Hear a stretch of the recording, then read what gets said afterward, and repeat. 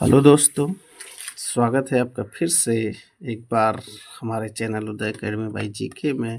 हम लोग पढ़ रहे थे भारत की नदियाँ।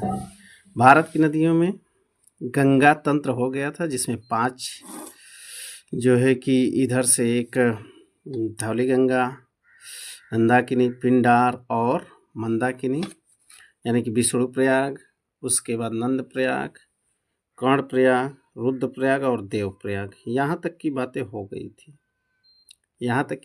थी। इधर से एक नदी भागीरथी आती है। भागीरथी में एक और नदी मिलती है, भीलांगना। और इधर बंदरपुर से एक नदी आती है,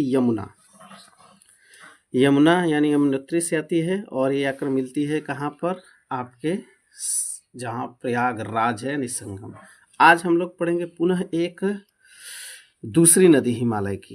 तो देख सकते हैं भारत के मैप में हम दर्शाए हैं आपके लिए, जो कि इस नदी का नाम है, जो कि तिब्बत के निकट ही चेमांगडुंग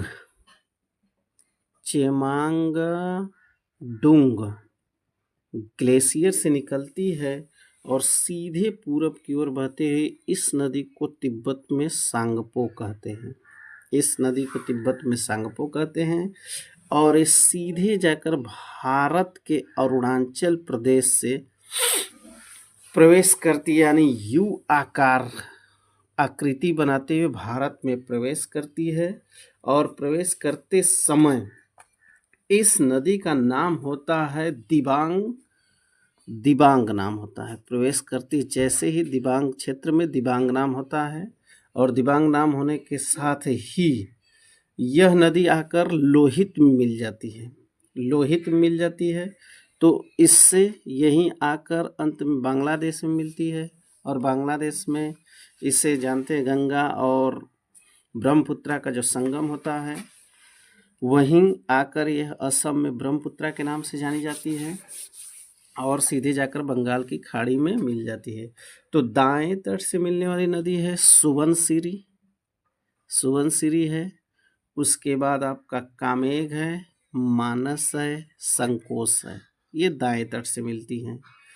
जबकि इसके बाएं तट से मिलने वाली नदी है, इधर से लोहित, इधर से सिकांग और इधर से दिबांग। तो 3 नदी इधर से, और ये आकर सीधे आपके बांग्लादेश में चली जाती है। तो एक नदी ये हो गई, जो कि हिमालय नदी में से एक नदी ये भी थी, भारत में प्रवेश करती है। और असम में आकर डिब्रूगढ़ में इसे नाम ब्रह्मपुत्र नाम होता है। और उसके बाद यह बांग्लादेश में